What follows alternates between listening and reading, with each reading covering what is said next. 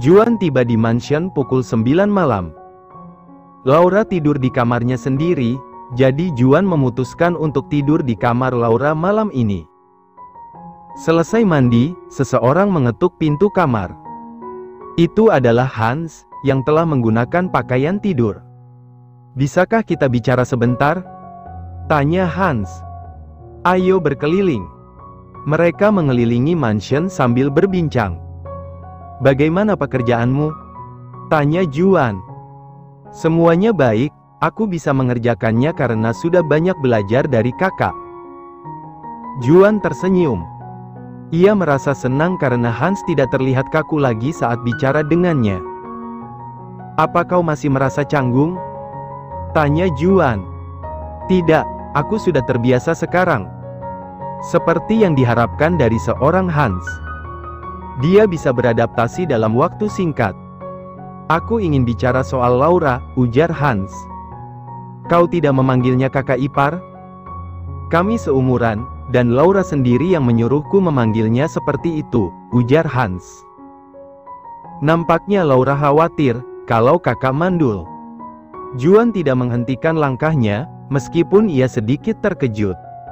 Itulah sebabnya kenapa Laura tidur di kamarnya dan lebih awal dari biasanya. Cepat atau lambat, dia pasti akan mengetahui ini. "Kakak tidak mandul, kan?" Hans memberi tatapan datar, tapi Juan bisa melihat rasa penasaran yang menggebu. "Dokter Pram bilang, tingkat kesuburanku rendah. Dia memberiku beberapa resep untuk meningkatkan kesuburan, tapi sulit bagiku mengikutinya karena keadaanku saat ini. Semua orang mengatakan itu keterlambatan. Bagaimana jika itu bukan keterlambatan? Itu tidak akan terjadi, aku yakin. Kakak kan selalu menginginkan anak perempuan. Yang kedua itu adalah keinginan bodoh." Juan berjalan lebih cepat. "Bianca menghubungiku tadi. Dia bilang suaminya sedang mengembangkan obat." "Obat apa?" "Dia tidak memberitahuku." "Bagaimana menurutmu? Untuk apa Bianca menghubungiku dan memberitahu kegiatan suaminya?" "Pasti ada hubungannya dengan..." Hans berhenti bicara. "Kau harus berharap agar obat itu berhasil," ujar Juan. "Ini adalah bantuan terakhir untuk keluarga Shirley yang baru." Setelahnya, tak ada percakapan lagi. Saat kembali ke kamar Laura, pemilik kamar terjaga. Lampu ruangan juga hidup. Laura sedang duduk di ranjang, meluruskan kedua kakinya, dengan sebuah buku di tangannya. "Kenapa bangun?" tanya Juan. "Hanya bermimpi buruk." Juan membaca sampul buku. "Bagaimana cara menjadi orang tua yang baik?" Judul buku membuat Juan tertegun. "Aku bermimpi melahirkan seorang anak perempuan yang cantik. Tapi dia tidak bisa hidup lama, karena terbunuh di hari pertama kelahirannya," ujar Laura. "Laura." Juan duduk di sebelah istrinya. Ia memeluk Laura dengan erat. "Juan, aku tahu kau tidak mandul. Memiliki seorang anak tidak semudah yang kau bayangkan. Ada banyak pasangan di luar sana yang kesulitan memiliki anak karena kondisi mereka. Jadi, ini tidak hanya terjadi kepada kita. Ya, yang harus kita lakukan adalah bersabar dan berusaha. Kau mengerti, kan, Juan?" Laura terkejut saat daerah bahu tempat Juan membenamkan wajahnya basah. Laura buru-buru mengangkat wajah Juan. Ia sangat terkejut saat menemukan Juan yang menangis. Tidak ada isakan, hanya air mata yang keluar. Tapi ekspresi yang dikeluarkan sangat menyayat hati Laura. "Apa Juan pernah menangis sebelumnya?" "Maaf, ini semua salahku. Seandainya saja aku tidak larut dalam kehidupan seperti ini, kita pasti sudah memilikinya," ujar Juan. "Oh ayolah, kenapa kau malah menangis?" Mata Laura jadi ikut perih.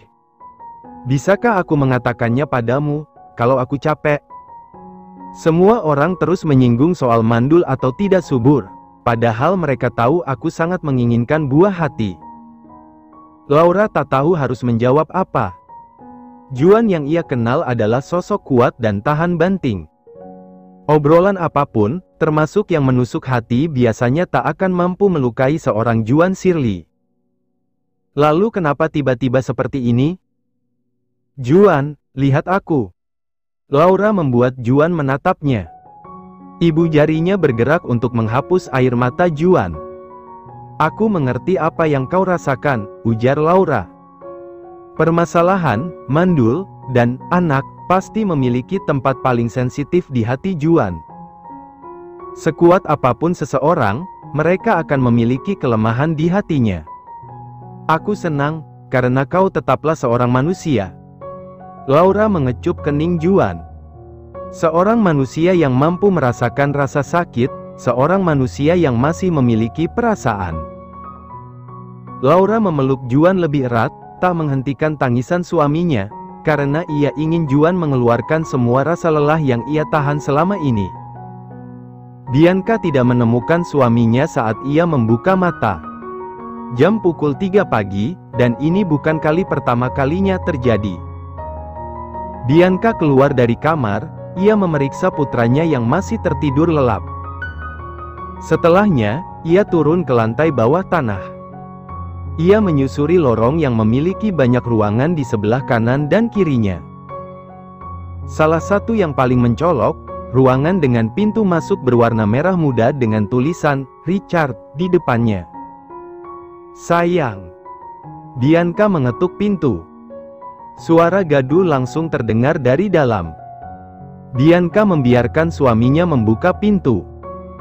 Pria berdarah campuran Amerika China itu terlihat berantakan dan panik saat membuka pintu. Sayang, kenapa kau ada di sini? Tanya Richard. Akulah yang seharusnya bertanya. Kenapa kau ada di sini? Tentu saja mengembangkan obat. Di pukul 2 pagi. Ayolah, wajar bagi seorang penemu, tidak bisa tidur karena memikirkan karyanya. Jadi maksudmu, tidur pukul 12 malam dan bangun pukul 2 pagi setiap harinya adalah hal wajar? Richard mengangguk. Yup. Omong kosong. Bianca menunjukkan kepalan tinjunya, membuat Richard langsung bergidik. Sayang, sepertinya aku terlalu baik hati Bianca tersenyum. Tunggu dulu. Richard menghadang Bianca yang hendak masuk ke ruang penelitiannya. Minggir, biar ku hancurkan saja semuanya. Sayang, ini demi Juan. Kalau kau mati, tidak akan ada artinya untukku. Oke. Aku akan istirahat sekarang. Richard melepaskan pakaian laboratoriumnya, mengunci ruangan dari luar agar tak ada yang bisa masuk. Ia langsung menggandeng tangan istrinya dan kembali ke kamar. Obat itu akan segera selesai, tinggal menunggu hasil uji coba saja, ujar Richard. Meski begitu, aku tidak setuju kau tidak bisa mengontrol waktu tidurmu. Bagaimana jika sesuatu yang buruk terjadi? Ya, maaf. Apa sekalian ku habisi saja Juan Shirley? Richard melotot.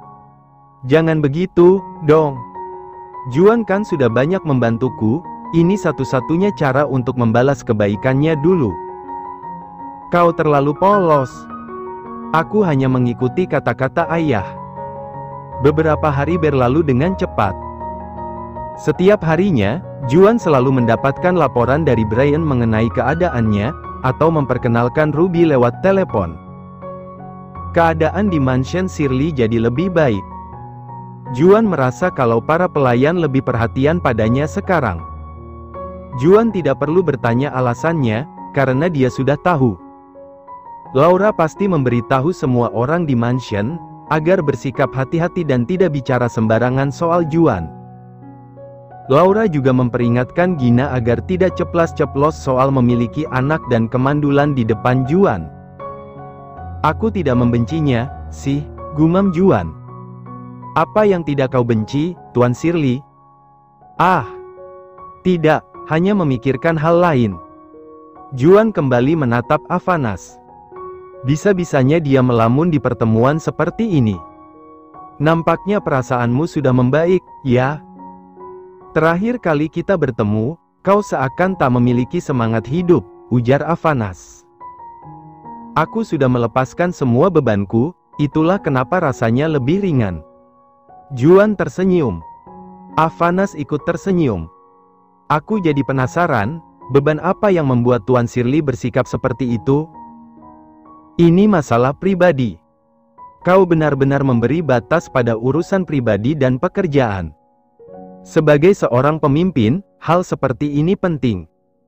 Avanas tertawa. Kau selalu serius. Tentu saja. Ngomong-ngomong, bagaimana kabar saudaramu sekarang? Dia sudah lebih baik. Besok adalah hari ulang tahunnya, kan? Aku menerima undangan. Benar. Padahal yang punya acara terluka parah, bagaimana bisa Ash tetap melaksanakan pestanya? Juan tersenyum kecut. Tentu saja untuk memperlihatkan pada dunia, siapa rekan kerja baru Victor. Avanas menggoyangkan gelas wine, rupanya bekerja sama denganku sangat spesial, ya? Aku tidak akan menyangkal itu. Bagaimana denganmu, Tuan Shirley? Apa kau diundang? Ash tidak mungkin memperkenalkan rekan kerja barunya tanpa kehadiranku di sana. Dia tidak akan merasa lengkap tanpa melihat reaksiku. Kau benar-benar memperhitungkan segalanya. Itu adalah hal dasar yang sudah dipelajari seorang Shirley. Kau juga tahu bagaimana caranya menyombongkan diri. Yah, kalau ini bakat pribadi. Avanas tertawa. Sangat menyenangkan mengobrol denganmu, Tuan Shirley. Kau juga menyenangkan, Tuan Grigori. Lalu, kapan aku bisa bertemu dengan istrimu? Juan memberi tatapan tajam, membuat Avanas tertawa lagi. Aku tidak berniat merebutnya darimu. Aku hanya penasaran dengannya. Mawar merah Shirley yang begitu cantik dan mematikan, seperti apa dia? Kupikir kau sudah tahu wajah istriku. Itu tidak benar, aku tidak pernah mengetahuinya. Kau harus menggali informasi dari lawan bicaramu, bukankah begitu? Benar, tapi aku sengaja bilang pada asistenku agar tidak membiarkanku melihat foto Nyonya Shirley. Aku ingin melihatnya secara langsung, apakah dia secantik rumornya atau tidak. Kau akan melihatnya besok, ujar Juan. Kupikir kau akan melarang istrimu datang. Juan tersenyum. Untuk apa melarangnya? Misalnya, kau takut kalau istrimu melihat pria lain? Tuan Grigori. Juan melipat satu kakinya, menatap Grigori dengan senyuman yang memancarkan aura tampannya. Memangnya istriku akan berpaling pada siapa? Avanas tersenyum. Kau benar, ini hanya pemikiran bodoh. Juan tampan, memiliki kekuasaan besar, kaya raya, dan pemimpin keluarga Shirley yang tak pernah dikalahkan oleh keluarga lain. Dia adalah kandidat suami terbaik di antara yang terbaik, mana mungkin seseorang akan melirik pria lain setelah menjadi istrinya. Kecuali, orang itu memang bodoh. Aku jadi tidak sabar bertemu dengan istrimu. Sementara itu, berhentilah mengeluh, ujar Hans. Gina menghela nafas lagi. Kenapa harus aku yang menemanimu, sih? Padahal kan, ada banyak orang di mansion. Gina sedang menemani Hans menuju butik, untuk mengambil pakaian yang telah selesai. Beberapa hari yang lalu, Laura memarahi Hans habis-habisan, karena tidak memiliki pakaian lain selain setelan bodyguard. Laura kesal, karena Hans malah menabung gajinya yang bisa digunakan untuk berfoya-foya. Karenanya, Laura memanggil pemilik butik yang menangani gaun pernikahannya dulu untuk membantu Hans mendapatkan beberapa pakaian yang layak. Laura bilang, pakaian itu akan diantarkan hari ini ke mansion, tapi Hans lebih memilih pergi ke butik untuk mencobanya sendiri.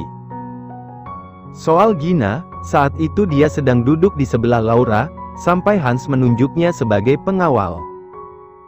Kemampuanku tidak cukup bagus, ujar Gina. Berhenti merendah, kau sudah dilatih mati-matian oleh Cecilia. Bagaimana jika kau mengatakan, kalau kau memang ingin aku yang menemani? Ya. Gina terkejut. Apa? Itu benar, aku ingin kau yang menemaniku. Kenapa? Daripada kau bermalas-malasan di mansion, lebih baik ikut keluar, kan? Gina berdecak. Cih, apa yang aku harapkan? Memangnya kau mengharapkan apa?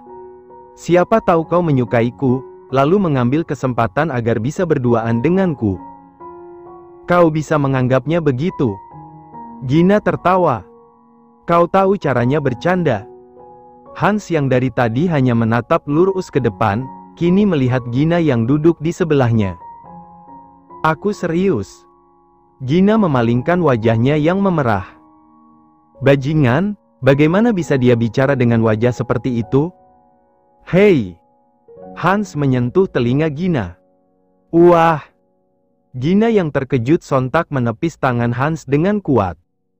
Saat dilihat, Hans masih berwajah datar dan menatap tangannya yang ditepis. Kau memiliki tenaga yang bagus, ujar Hans. Berhentilah menggodaku. Yang menggodamu siapa? Gina menatap ke depan sambil menekuk wajahnya. Hans mendekatkan wajahnya pada Gina, membuat wanita itu bergetar gugup. Hans berbisik pelan di telinga Gina. Kenapa kau gugup sekali?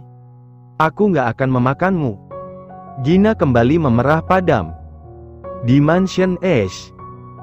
Ash sempat ingin menunda pesta ulang tahun Brian, namun saat si pemilik pesta muncul, ia langsung terdiam. Luka-luka di sekujur tubuh Brian telah menghilang. Apakah ini keajaiban? Avanas Grigori memberiku salep, jadi aku mencobanya, ujar Brian. Dia tahu kau terluka? Ash langsung waspada. Tidak, dia memberiku di hari saat aku menangkap Angela Tam untuknya. Tentu saja itu bohong, salep ini diberikan oleh orang lain. Aku harus menanyakan di mana dia mendapatkan barang itu, ujar Ash. Dia bilang, ini adalah barang langka yang hanya ada 3 di dunia, dia mendapatkannya dari pelelangan. Sayang sekali.